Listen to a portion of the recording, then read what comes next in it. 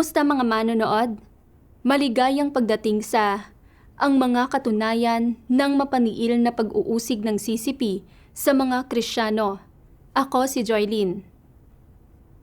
Sa pagtatapos ng 2023, nagtapos ang 3 taong kabuuang digmaan ng Partido Komunista ng China, isang kampanyang idinisenyo para ganap na wasakin ang iglesia ng makapangyarihang Diyos. Nabigo itong makamit ang layo nitong lipulin ang iglesia, kaya agad nitong inilunsad ang 3 taong matinding labanan. Ang 2025 ang ikalawang taon ng matinding labanan na ito. Upang ganap na mapawi at malipol ang mga Kristiyano ng ang iglesia ng makapangyarihang Diyos, nagpatuloy ng walang humpay ang mga operasyon ng malawakang pag-aresto sa buong bansa. Isa ang lalawigan ng Guangdong sa mga lugar kung saan partikular na malupit ang pag-aresto at pag-uusig sa mga Kristiyano. Sa buwan lang ng Hulyo, hindi bababa sa 147 na Kristiyano mula sa ang iglesia ng makapangyarihang Diyos ang inaresto ng CCP. Si Hao Kai ay isa sa mga Kristiyanong inaresto at inusig sa bugso ng mga operasyong ito. Katutuntong pa lang niya sa edad na 18 nang dakpin siya. Para pilitin si Hao Kai na magkanulo ng impormasyon tungkol sa ang iglesia ng makapangyarihang Diyos, naghalinhinan ang 4 na pulis sa pagkuryente sa kanya gamit ang mga batutang dekuryente sa maraming bahagi ng kanyang katawan. Binugbog at kinuryente nila siya ng 7 hanggang 8 oras ng tuloy-tuloy. Hindi pinapansin ang kanyang paghihirap. Labis na pinahirapan si Hao Kai ng pagkuryente hanggang sa ninais na niyang mamatay. Pero sa kabila ng matinding sakit, tumanggi siyang talikuran ang kanyang pananalig o pumirma sa 3 mga pahayag. Pagkatapos ay sapilitang ibinaba ng mga pulis ang pantalon niya. Naghahandang kuryentehin ang kanyang ari, pero nagpumiglas ng husto si Hao Kai para umiwas. Sa pananampalataya sa Diyos, tinatahak niya ang tamang landas sa buhay. Kaya anong batas ang nilabag niya? Bakit kaya ganoon kalupit na pinahirapan ng mga pulis ng CCP ang 18 anyos na Kristiyanong ito? Sa episode na ito, hatid namin sa inyo ang 18 anyos na Kristiyano, binugbog at kinuryente ng 4 na pulis ng ilang oras. Ang kakapanayamin natin ngayon ay si Hao Kai, isang Kristiyanong katutuntong pa lang sa edad na 18 at magsisimula na sana sa universidad nang arestuhin siya ng mga pulis. Nagsimula siyang manampalataya sa Diyos kasama ng kanyang ina noong bata pa siya. Mabait siya, totoo at masunurin sa batas at laging handang magbigay at tumulong sa iba. Gustong-gusto siya ng lahat ng kapatid sa iglesia.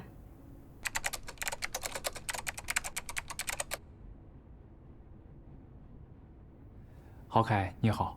Hello, Hao Kai. Noong Hulyo 2025, maraming kapatid mula sa inyong iglesia ang inaresto at isa ka sa kanila. Pwede mo bang sabihin sa amin ang mga pangyayari sa pag-aresto sa iyo? 2025年7月10 Bandang alas 9:30 ng umaga noong Hulyo 10, 2025, biglang may kumatok ng paulit-ulit sa pinto ko. Pagbukas ko, nakita ko ang 4 na lalaking nakaharang sa may pinto. Ipinakita sa akin ng isa sa kanila ang ID niya at doon ko napagtantong mga pulis pala sila na nakasibilyan. Sinabihan nila akong sumama sa kanila. Nagtanong ako, anong problema? Anong nangyari? Hindi nila ako pinansin. Biglaan ang lahat ng pangyayari. Hindi na ako nakapagpalit ng sapatos bago nila ako dinala. Habang nasa daan, tinanong ko sila kung bakit nila ako inaaresto. Ngumisi lang ang isa sa mga pulis at sinabing, "Aarestuhin ka ba namin kung hindi ka nananampalataya sa Diyos?" Pagkatapos, ay dinala ako ng mga pulis sa isang silid ng interogasyon sa isang lokal na base ng pagbe-brainwash. Nalaman ko kalaunan na maraming kapatid sa aming lokalidad ang dinala sa base na ito pagka-aresto sa kanila para isailalim sa sapilitang pagbe-brainwash at marahas na mga pagtatangka na mapagpalit ng paniniwala. 那都审讯时候， Kaya, nung nasa silid ng interogasyon ka na, paano ka ininteroga ng mga pulis? Maaari mo bang ilarawan sa amin ang eksena? 审讯室里特别阴冷， Mamasa-masa at 我一进去 malamig ang silid ng 靠 interogasyon. 得非常近， Pagkapasok ko pa lang, 勒进了肉里。 ipinosas nila ako sa isang upuan na pang-interoga. 有一个 Napakahigpit ng 在我面 posas. 前摆弄电棍， Halos bumuo na sa laman ko 噼里啪啦的响， at sumakit agad ang mga pulsuhan ko. 噼里啪啦。 Sinimulang paglaruan ng isa sa mga pulis ang isang batutang di kuryente sa harap ko. Pinatutunog at pinakikislap ito para takutin ako. May pagbabanta niyang sinabi, "Kung hindi ka makikipagtulungan sa loob ng ilang sandali, gagamitin ko to sa'yo." Agad akong nataranta. Pagkatapos, tinanong ako ng isa pang pulis, "Kailan ka nagsimulang manampalataya?" 我说 Sinabi ko, "Manampalataya sa ano?" Sinabi ng pulis, "Huwag ka nang magpanggap. May ebidensya kami." Pagkatapos, ay ipinakita nila sa akin ang isang litrato ko 这个弟兄 na nakikipagkita sa isang brother na inaresto kamakailan lamang. 从视频监控 Nakuha ng mga pulis ang litrato mula sa video surveillance footage. Noon ko napagtanto na matagal na pala akong minamanmanan ng mga pulis. 利用 Nalaman kong patuloy silang gumagamit ng video surveillance para subaybayan kaming mga mananampalataya. 他的出行监控记录 Pagka-aresto nila sa brother na iyon, 警察盯上， kinuha nila ang surveillance records nito 这个弟兄 at sinundan ang bakas mula sa 监 footage. 控记录， Ganoon nila ako nahanap 从 at 监 sa 控 huli 发现了我。 ay pinuntahan ako para arestuhin. Pagkatapos, 问我 ay sinimulan akong tanungin ng mga pulis 谁 kung 给我传的福音？ gaano katagal na akong mananampalataya, 平时都 sino ang nangaral ng ebanghelyo sa 信 akin, 多久？ sino ang leader ng iglesia, saan ako madalas pumunta, 平时都 at anong ginagawa ko kasama ang brother na nasa litrato. Hindi ko sila sinagot. Nang makita nilang wala akong sinasabi sa kanila, 气急败坏， biglang nagngit-ngit sa galit ang mga ito at sinimulang kuryentehin ang mga braso ko at ang bahagi sa ilalim ng tadyang ko gamit ang batutang di kuryente. Napakatindi ng sakit. Isang matalim at tumutusok na sakit ang gumuhit sa mga braso ko na naging dahilan ng pamamanhid ng mga ito. At pakiramdam ko ay kinakayod ng kutsilyo ang mga tadyang ko. 就因为你没有回答警察的问题， Kaya, dahil hindi mo sinagot ang mga tanong nila, sinimulan ka nilang kuryentihin gamit ang batutang di kuryente. 警察的问题， Hindi ba't malinaw na iyon ay interogasyon gamit ang pagpapahirap? 是的， Oo. Patuloy nila akong tinatanong habang kinukuryente at lagi nila akong minumura at pinagbabantaan. Minsan, sinasampal din nila ako sa muka. Idinidiin nila sa akin ang batuta at kukuryentihin ako ng 2 o 3 segundo. Aalisin ito. At pagkatapos, ay uulitin na naman. Paulit-ulit nila akong kinuryente. Nanigas ang buong katawan ko dahil sa kuryente. At nagsimula akong mangisay ng di makontrol. Ganap nang nablangko ang isip ko. Halos hindi na ako makapag-isip o makatugon. Ang tanging nararamdaman ko lang ay ang sakit. Nagpumiglas batay sa instinto ko, pero nakaposas ako sa upuan at wala akong magawa para umiwas. Hindi ko sila mapigilan sa pagkuryente sa akin kailanman nila gusto. Habang lalo akong nagpupumiglas, lalo nila akong kinukuryente ng malakas. 2 beses akong sinampal ng malupit ng isang pulis at pagkatapos ay kinuryente ako ng buong lakas niya. Napakalakas ng sampal niya kaya natuliro ako ng gusto. Iyon, na sinabayan pa ng walang tigil na pagkuryente, ay talagang di matiis. Hindi talaga tao ang mga pulis na ito. Mga demonyo sila.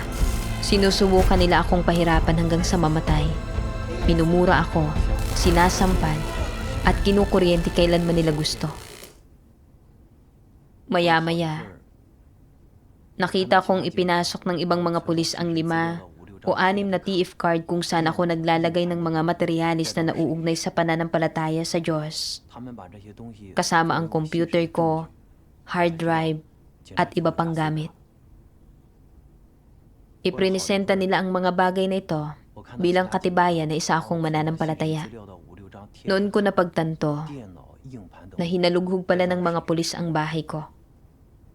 Sinabi sa akin kalaunan ng tatay ko na hinalughog ng husto ng mga pulis ang bahay. Napakagulo nito, parang nanakawan kami. Sira ang pinto at basag lahat ng salamin sa pangunahing pinto. Sa mga bagay na nahanap nila, may ilang TF card na kahit ako mismo ay hindi ko mahanap noon.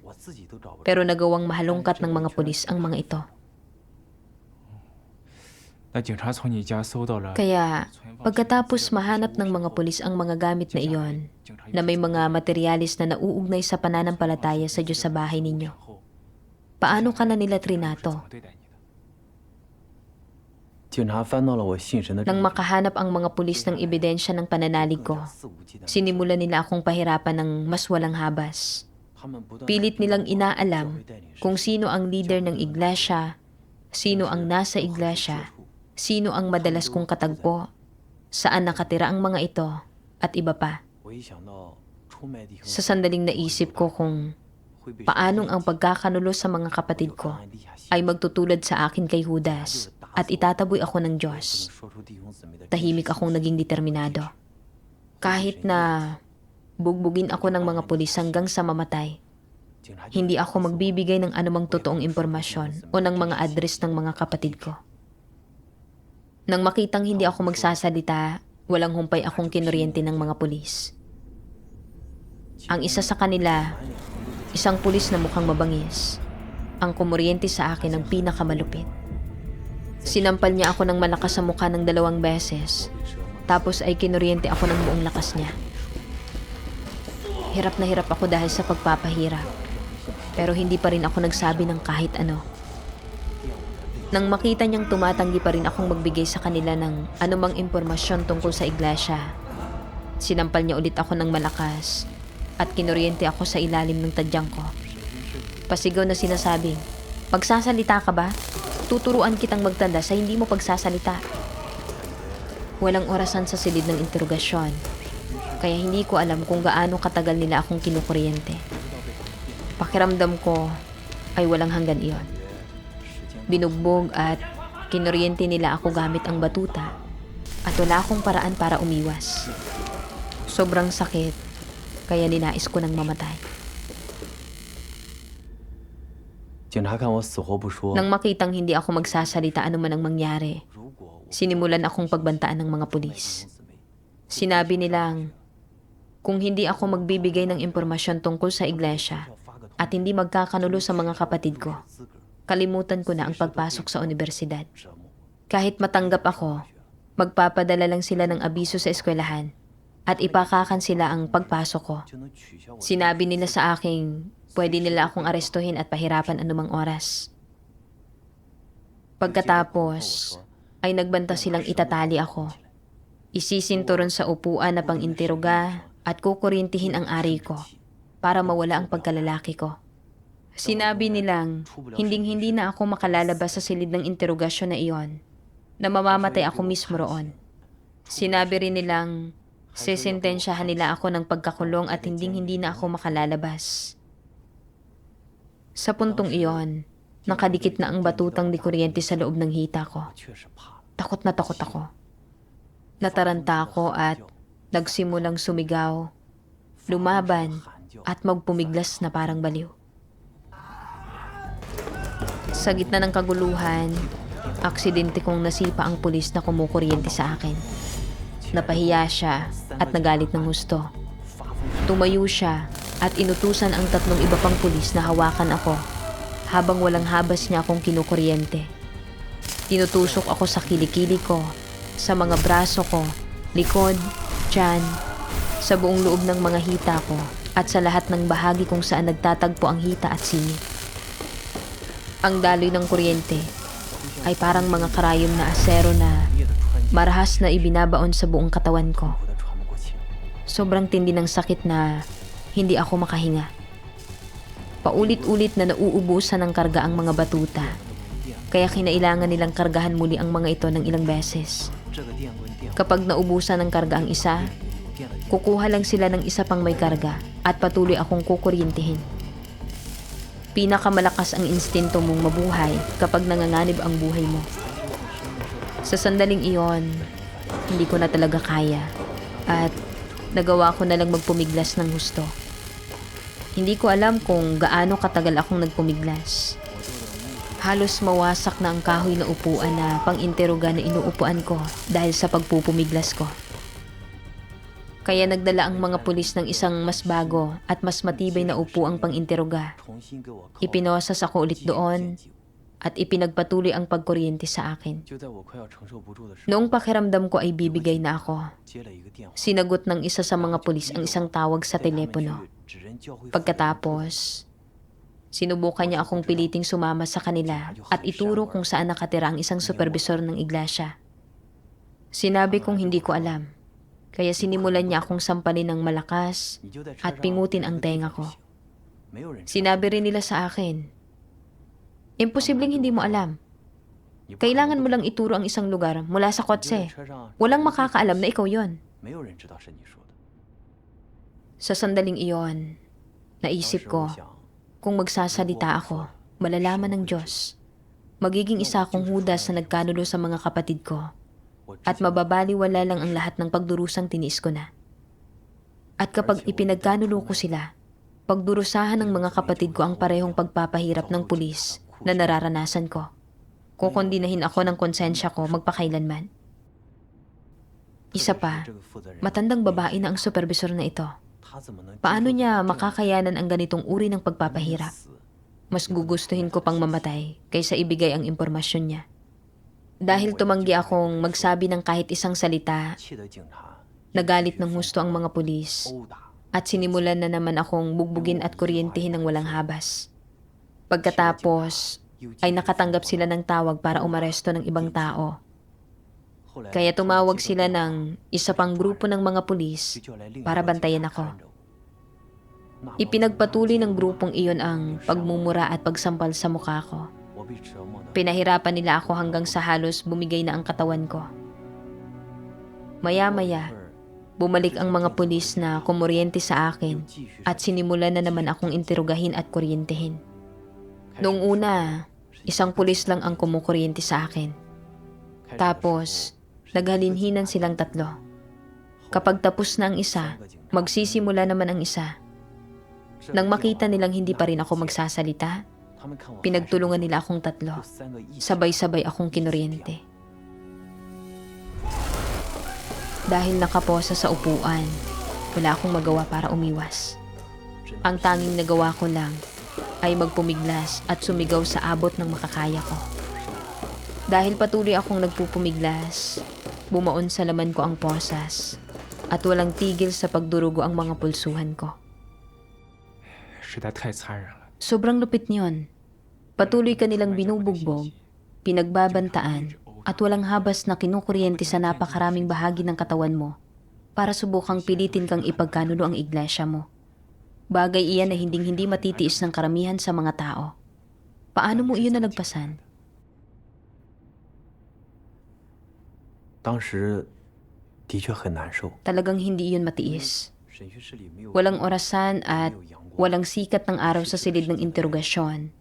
Kaya nawalan ako ng lahat ng konsepto ng oras. Wala akong ideya kung gaano katagal nila akong kukuryentehin. Pakiramdam ko ay walang katapusan na hinding-hindi iyon titigil. Labis akong natakot sa marahas na interogasyong iyon. Lalo na noong sabay-sabay akong kinukuryente ng 3 pulis. Ang malakas na kuryente ay parang hindi mabilang na mga karayom na asero na tumutusok sa laman ko, na naging dahilan ng panginginig ng katawan ko nang di makontrol. Sobrang tindi ng sakit na ninais ko nang mamatay. Ang bawat segundo ay parang walang hanggan. Ang bawat sandali ay pagdurusa. Nang maisip ko ang sinabi ng mga pulis na walang silbi ang pagpasok ko sa universidad, na itatapon lang nila ako sa kulungan, talagang nanghina ako. Naisip kong hinding-hindi na ako makapamumuhay ng normal. Wala akong makitang anumang pag-asa at wala akong ideya kung ano ang mangyayari sa hinaharap. Pakiramdam ko ay naglaho na ang lahat ng pinapangarap ko. Kung makukulong ako, makakalabas pa ba ako ng buhay? Naisip kong malamang ay pahihirapan ako ng mga pulis ng CCP doon hanggang sa mamatay. Nakaramdam ako ng sakit, takot, at pagkataranta. Parang taong nalulunod na walang makapitan. Desperado akong sumigaw sa Diyos. Nagmamakaawa sa kanyang protektahan ako. Kalaunan, nang makita ng mga pulis na hindi ako magsasalita anuman ang mangyari at wala silang makukuhang anuman sa akin, inilabas nila ang 3 mga pahayag at sinubukang pilitin akong pirmahan ang mga iyon para tuluyan kong talikuran ang iglesia ng makapangyarihang Diyos. Hinding-hindi ko pipirmahan ang mga iyon. Nang makita ang pagtanggi ko, lalo silang nagalit. Hinila nila ako mula sa upuan na pang-interoga at pinaupo akong nakasandal sa pader habang nakaunat ng tuwid ang mga binti ko. Tinapakan ng isang pulis ang binti ko habang kinukuryente naman ng isa ang talampakan ko. Kahit nalabis akong nasasaktan, talagang tumanggi pa rin akong pumirma sa 3 mga pahayag. Ibinaba nila ang pantalon ko at akmang kukuryentihin na naman ang ari ko. Takot na takot ako at nagpumiglas ng buong lakas. Hindi nila nahagip ang ari ko, pero sa halip ay paulit-ulit at malakas akong kinuryente sa puwitan at mga hita. Marahas na bumaon ang kuryente sa laman ko na parang sumasabog palabas mula sa tinamaang bahagi.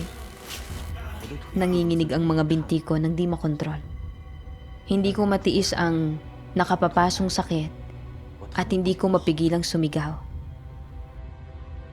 Pagkatapos niyon, ipinosas nila ang isa kong kamay, tapos hinawakan ng isa ko pang kamay at iginalaw ito para pumirma sa 3 mga pahayag. Desperado akong nagpumiglas sa buong panahong iyon. Sinusubukang huwag pumirma. Nakatayo sa tabi ang isang pulis. Kinukuryente ako at nagbanta. Subukan mong manlaban. Kapag nanlaban ka ulit, ipopost namin online ang 3 mga pahayag na ito. At sasabihin sa lahat na kusa mong pinirmahan ang mga ito. Ipaaalam namin sa lahat sa iglesia mo na ipinagkanulo mo ang Diyos. Iligal ang manampalataya sa Diyos. Hindi ito pinapayagan ng Partido Komunista. Pagkatapos, pumasok ang isang direktor mula sa kawanihan ng pampublikong seguridad. Galit na galit akong sinigawan sa muka at buong lupit akong sinampal ng malakas sa muka ng 2 beses bago ako tuluyang pinalaya. Paalis na ako nang pinagbantaan niya ako. Subukan mo lang na manampalataya ulit kapag nakalabas ka na rito. Labag sa batas ang manampalataya sa Diyos. Kapag nahuli ka naming nananampalataya ulit, kalimutan mo nang makalalabas ka pa. 为了逼你签3书背叛神， Para pilitin kang pumirma sa 残忍的奠基， 3 mga pahayag at ipagkanulo ang Diyos. 在3书上签， Hindi ka lang malupit na kinuryente ng mga 你挣扎 pulis, 不愿意签， kundi sa pilitan din nilang hinawakan ang kamay mo at iginalaw ito para pumirma. At nang manlaban ka, nagbanta silang ipopost online ang 3 mga pahayag at palalabasing kusa mong pinirmahan ang mga ito. Napakakasuklam-suklam niyon. Pero kahit paano, ay pinalaya ka na sa wakas. Mula noong inaresto ka hanggang sa lumabas ka sa silid ng interogasyon na iyon, gaano katagal kang pinahirapan ng mga pulis? 释放后，我才知道 Noong pinalaya na ako, saka ko lang napagtanto na isang buong araw pala akong pinahirapan ng mga pulis. Mula alas 9:30 ng umaga hanggang bandang alas 5 o alas 6 ng gabi. Kaya mga 7 o 8 oras. Maaaring hindi yun mukhang mahabang panahon, pero sa loob ng 7 o 8 oras na iyon, ninais ko nang mamatay. Pakiramdam ko ay dumaan ako sa impyerno. 就好像在 Hinding-hindi ko yun makalilimutan sa buong buhay ko. 这些残酷的酷刑者， Anong klaseng sakit at pinsala ang idinulot sa iyo ng malupit na pagpapahirap na iyon? At ano na ang tingin mo sa CCP ngayon? 回家后， Pagka-uwi ko, nagubad ako ng damit at nakita ko ang malino na pagkakaiba ng magkabilang panig ng katawan ko. Karamihan sa kanang bahagi ko ang kinuryente ng mga pulis, kaya natatakpan ito ng makakapal na pulang bilog. Halos wala ka nang makitang malusog na balat. Ang mga binti, braso, katawan, at likod ko ay mukhang nababalot ng mga pantal. Sa kaunting dampi lang, ay para na akong tinutusok ng mga karayom. Napakatindi ng talim ng sakit. Noong interogasyon, patuloy ko lang na iniisip na paano man nila ako pahirapan, mas gugustuhin ko pang mamatay kaysa ipagkanulo ang kahit sino. Pero pagka-uwi ko, at nakita sa salamin na puno ng sugat ang katawan ko, bigla akong nanghina. Pakiramdam ko ay inagrabyado ako at nadurog ang puso ko at napakatindi ng paghihirap ng isip ko. Hindi pa ako nagdusa ng ganoon sa buong buhay ko. Ang tanging ginawa ko ay manampalataya sa Diyos at tumahak sa tamang landas sa buhay. Wala akong ginawang anumang iligal. Bakit ako trinato ng mga pulis ng ganoon kalupit? Naniwala ang mga kapamilya kong walang pananampalataya sa mga maladyaablong salita na sinabi sa kanila ng mga pulis ng CCP. Ayaw nila akong palabasin para makita ang mga kapatid ko at ikinulong nila ako sa kwarto ko sa loob ng isang buong linggo. Sa isang linggong iyon, namuhay ako sa takot araw-araw. Hindi ako makatulog. Pagkahiga ko, sumasakit ang buong katawan ko na parang tintusok ng karayom. Sobrang sakit, kaya hindi ako makahiga ng patihaya o padapa. Nakaupo lang ako. Kahit ang dampi lang sa mga pulsuhan ko ay masakit. Tuwing ipipikit ko ang mga mata ko, bumabalik sa isip ko ang pambubugbog at pagkuryente ng mga pulis. Gusto kong kalimutan ang lahat ng nangyari, pero sadyang hindi ko magawa. Tag-init noon at mainit ang panahon. Kapag pinagpapawisan ako, mahapdi at masakit ang mga bahagi kung saan ako kinuryente. Inabot ng mahigit 1 buwan bago maglaho ang mga pulang bilog sa katawan ko at bago gumaling ang mga sugat sa mga pulsuhan ko. Sa totoo lang, hanggang ngayon, namumuhay pa rin ako sa madilim na anino ng pagpapahirap na iyon. Ang kaunting ingay lang sa labas ay nagpapakabog sa dibdib ko sa takot. Maging ito man ay ang paglalaro ng mga bata ng kapitbahay sa labas, usapan ng mga tao, o tunog ng kotse, kailangan kong tumingin agad sa bintana. Lagi akong nag-aalala na papasukin ng mga pulis ang bahay ko at aarestuhin ako ulit. Takot na kailangan ko na namang tiisin ang pagpapahirap na iyon gamit ang batutang di kuryente. Dahil sa malupit na pagpapahirap na ito ng mga pulis, nakikita kong hindi talaga tao ang mga pulis ng CCP. Pagdating sa mga Kristiyano, wala silang pakialam sa edad mo. Kung nananampalataya ka sa Diyos, hindi ka nila tatantanan. Pinahihirapan nila ang mga Kristiyano hanggang sa mamatay. Kasabay nito, nakikita ko ng malinaw ang diwa ng CCP. Isa itong masamang dyablo na lumalaban sa Diyos. Isang buhay na demonyo na nagdadala ng sakuna. Wala talaga silang pagkatao. Mula sa sinabi sa atin ni Hawkeye, malalim nating nararamdaman na bagamat pinalaya na siya at gumaling na ang mga pisikal na peklat mula sa pagpapahirap, ang trauma na idinulot sa kaibuturan ng kanyang kaluluwa ng pambubugbog at pagkuryente ng maraming pulis ay mas mahirap pagalingin. Talagang nakadudurog ng puso na ang isang binata na puno ng sigla at may magagandang adhikain ay isinailalim sa ganoong kalupit na pagpapahirap ng mga pulis ng CCP dahil lang sa pananampalataya sa Diyos at pagtahak sa tamang landas sa buhay. Nang malaman ng nanay ni Hawkeye na inaresto at pinahirapan ang anak niya, labis na nadurog ang puso niya. Pero dahil siya mismo ay inuusig ng CCP dahil sa kanyang pananalig sa makapangyarihang Diyos, napilitan siyang lisanin ang bahay niya at mamuhay ng nagtatago sa loob ng maraming taon, hindi makabalik para damayan si Hawkeye at aluin ito. Ang tanging magagawa niya ay tumangis ng tahimik at mag-alay ng mga panalangin para sa kanyang anak. Kasabay nito, ibinahagi niya sa atin ang kanyang mga saloobin. 当听到郝凯被抓捕的时候， Nang mabalitaan kong inaresto si 我 Hawkeye, 想起了弟兄姊妹 agad kong naisip ang mga eksena ng ating mga kapatid 苦行者 na isinasa ilalim sa lahat ng uri ng malupit na pagpapahirap 警察抓捕 pagkaaresto ng mga 为首 pulis. 合力者 Kapag nahawakan ng mga pulis ang mga Kristiyano, pinahihirapan nila ang mga ito hanggang sa mamatay. Gagamitin nila ang anumang paraang kailangan. Wala akong ideya kung anong mangyayari kay Hawkeye sa mga kamay nila. 18 anyos lang siya. Kung nalumpo siya dahil sa pagpapahirap, paano na siya mamumuhay sa nalalabing panahon ng buhay niya?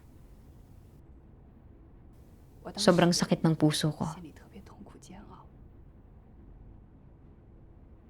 Kalaunan, nang malaman kong malupit na pinahirapan si Hawkeye, pakiramdam ko ay ganap na hungkag ang puso ko. 了一样 Sobra akong nag-alala na hindi ako makatulog ng ilang gabi. Ang tanging nagawa ko ay tumangis ng tahimik at ipagdasal siya. Ang mga tao ay nilikha ng Diyos.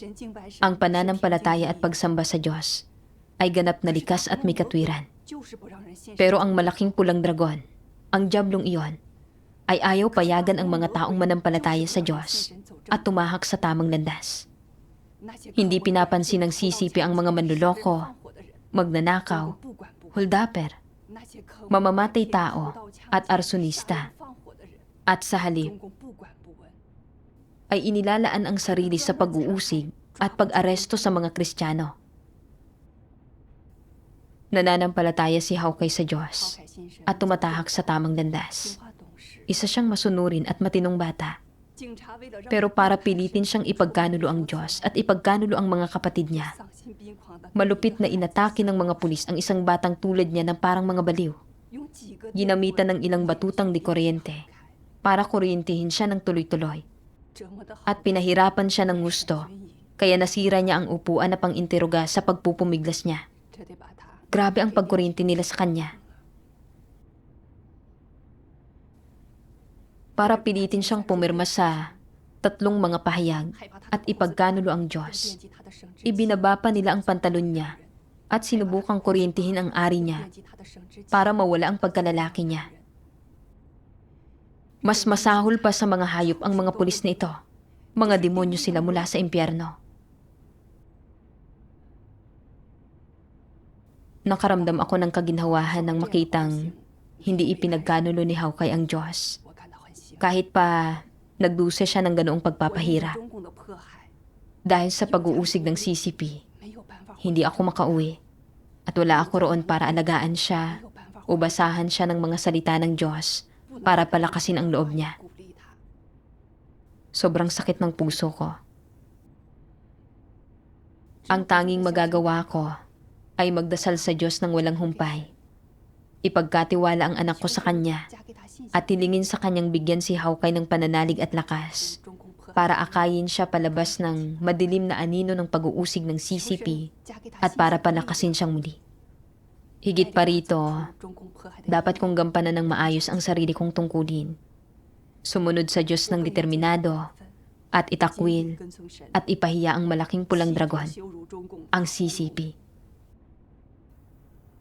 Mula sa malupit na pagpapahirap na naranasan ni Hawkeye sa nagdurusang daing ng kanyang ina at sa pisikal at psikolohikal na trauma na kapwa nila tiniis, makikita natin ng napakalinaw na pagdating sa karapatang pantao at kalayaan sa relihiyon, ang paglagda ng CCP sa ang pandaigdigang kasunduan sa mga karapatang sibil at pampolitika sa UN ay isang lantarang panlilinlang. Ang di umanong kalayaan sa pananampalataya sa konstitusyon ng CCP ay hindi lang hungkag, kundi isang lantarang kasinungalingan.